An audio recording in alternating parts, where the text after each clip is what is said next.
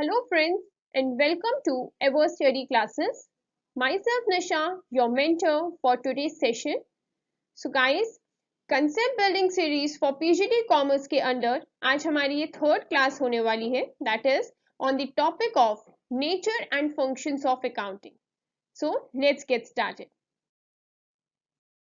Guys, before moving ahead, ever study आप लोगों की परफॉर्मेंस, आप लोगों की प्रिपरेशन को बूस्ट करने के लिए कुछ कोर्सेज ऑफर कर रहा है, that is courses for PGT commerce examinations and for other commerce examinations. आप इन सारे कोर्सेज की डिटेल्स डायरेक्टली हमारी वेबसाइट पर जाकर चेक कर सकते हैं। सो गाइस, सबसे पहले अकाउंटिंग डिस्कस करते हैं। अकाउंटिंग बेसिकली एक कोई भी स्पेसिफिक बिजनेस की कोई भी ट्रांजैक्शन या कोई भी इवेंट जो कि फाइनेंशियल नेचर का है, क्योंकि अकाउंटिंग हमारी क्वांटिटेटिव एस्पेक्ट को डिस्कस करती है, इस वजह से कोई भी ट्रांजैक्शन इवेंट जो फाइनेंशियल नेचर का है उसे रिकॉर्ड करना थ्रू जर्नल, क्लासिफाई करना थ्रू लेजर और समराइज करना through trial balance and preparing other financial statements. इस प्रोसेस को कंप्लीट करने के बाद हमारे पास कुछ स्पेसिफिक रिजल्ट्स आएंगे। उन रिजल्ट्स को प्रोस्पेक्टिव यूजर्स को इंटरप्रेट करना। प्रोस्पेक्टिव यूजर्स आपके इंटरनल यूजर्स भी हो सकते हैं और एक्सटर्नल यूजर्स भी हो सकते हैं। तो ये सारे रिजल्ट्स उन यूजर्स तक पहुंचाना, इंटरप्रेट करना, यही बेसिक प्रोसेस, यही बेसिक फंक्शन होता है अकाउंटिंग का। जब हम बात करते हैं जर्नल से लेजर में ट्रांसफर की, उस प्रोसेस को, मतलब मैंने रिकॉर्ड कर लिया जर्नल में, अब जर्नल से वो क्लासिफाई करा जा रहा है, क्लासिफाई करने के लिए हम लेजर्स बना रहे हैं, इस पूरे प्रोसेस को हम बुक कीपिंग का नाम देते हैं। ठीक है, now directly come to the topic, that is nature of accounting. Nature of accounting को हम दो बेसिक पार्ट्स में क्लासिफाई करते हैं समझने के लिए, that is on the basis of functions and on the basis of structure. तो अकाउंट्स का बेसिक फंक्शन क्या होता है? बेसिक फंक्शन होता है किसी भी ट्रांजैक्शन को आइडेंटिफाई करना और उसे रिकॉर्ड करना। आइडेंटिफाई मीन्स हम लोगों ने एक ट्रांजैक्शन कर ली, देन उसको रिकॉर्ड करने के टाइम पर ये देखना कि वो नॉमिनल अकाउंट में जा रहा है या पर्सनल अकाउंट को बिलोंग कर रहा है। So these are the basic nature of accounting: identified of transaction and recorded. Then कोई भी ट्रांजैक्शन है उसे मेजर आउट करना इन टर्म्स ऑफ मनी, क्योंकि कोई भी क्वालिटेटिव एस्पेक्ट हमारा अकाउंटिंग डील नहीं करता। तो ये बेसिक इसका नेचर क्या हो गया कि हमारा ये वाला जो अकाउंटिंग का नेचर होता है वो सिर्फ क्वांटिटेटिव एस्पेक्ट में ही डील करता है। देन जो भी हमारे रिजल्ट्स आ रहे हैं उसे प्रोस्पेक्टिव यूजर्स तक पहुंचाना, कम्युनिकेट करना, उन्हें इंटरप्रेट करना, this is the main basic nature of accounting. अगर हम बात करते हैं on the basis of structure की, तो अकाउंटिंग हमारा साइंस भी है और आर्ट भी है। कैसे?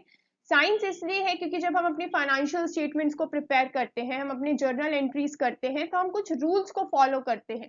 दैट इज हम पर्सनल अकाउंट के बेसिस पर रूल्स फॉलो कर रहे हैं या नॉमिनल अकाउंट के बेसिस पर हमारे 3 गोल्डन बेसिक रूल्स होते हैं, debit word comes in, credit word goes out and all.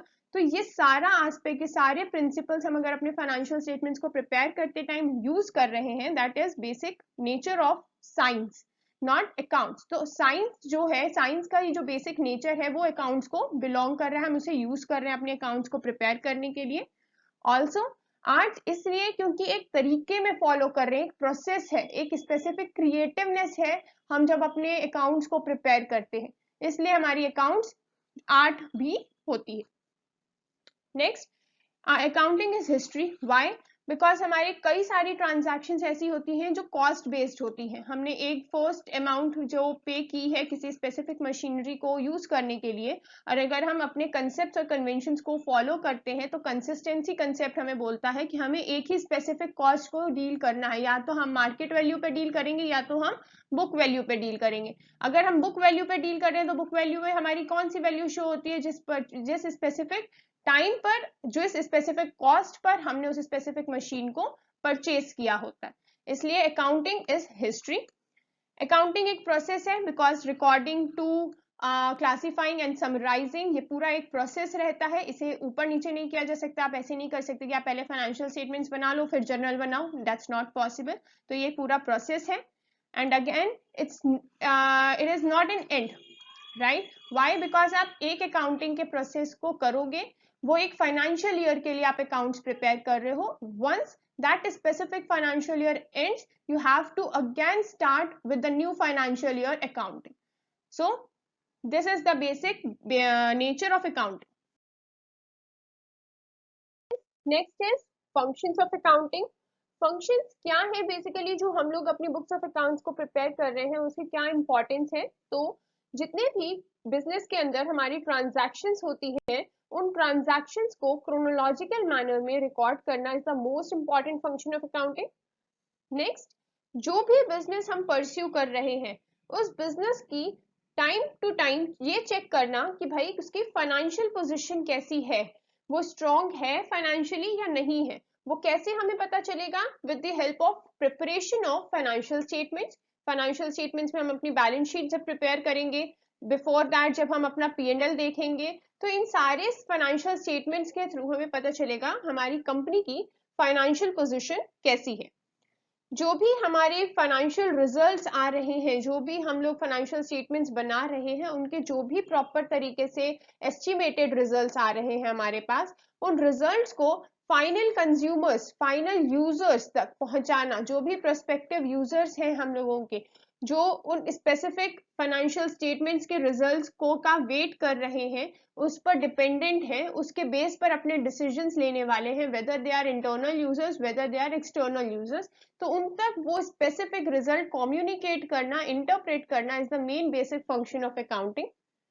Next, जितने भी हम लोग फाइनेंशियल स्टेटमेंट्स प्रिपेयर करते हैं, वो कहीं ना कहीं मैंडेटरी होता है with the point of view of legal requirement, legal aspect के हिसाब से, and also with respect to जो हम लोगों को टैक्स रिटर्न्स फाइल करनी है. तो ये भी एक बहुत इंपॉर्टेंट फंक्शन है कि हम अपने जितने भी रूल्स बने हुए हैं, जितने भी एक्ट्स बने हुए हैं, उन सारे स्टेचुटरी एक्ट्स के रिगार्डिंग हमारे जो अकाउंट्स हैं वो कंप्लाई करें. राइट.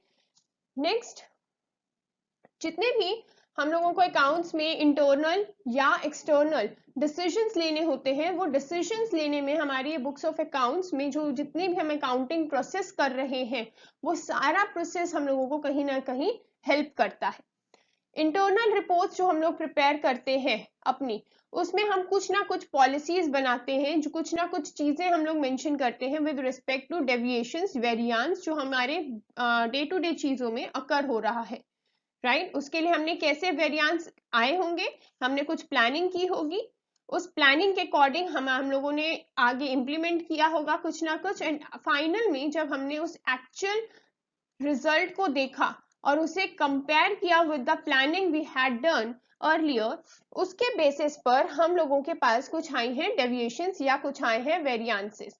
उन वेरिएंसेस को हमें फ्यूचर में नहीं अकर होने देना है, इस वजह से हम लोगों को उसको कंट्रोल करना है, और कंट्रोलिंग के लिए हमें आज कुछ पॉलिसीज बनानी है. उन पॉलिसीज को बनाने का एस्पेक्ट कहां से आएगा? अकाउंट से, क्योंकि हम उसे ही रेफर करने वाले हैं. राइट. नेक्स्ट, फ्यूचर को फोरकास्ट करने के लिए पास्ट परफॉर्मेंस के बेस पर कौन हेल्प करेगा? अकाउंट्स हेल्प करेगा. राइट. पास्ट में आपने कितना नेट प्रॉफिट अर्न किया है?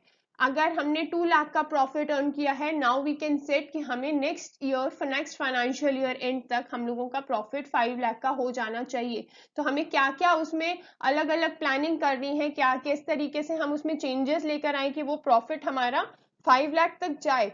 तो वो पूरी प्लानिंग करना, वो पूरी फोरकास्टिंग करना is also one of the most important function of accounting. Guys, ये आप लोग के लिए एक प्रैक्टिस क्वेश्चन है related to functions of accounting.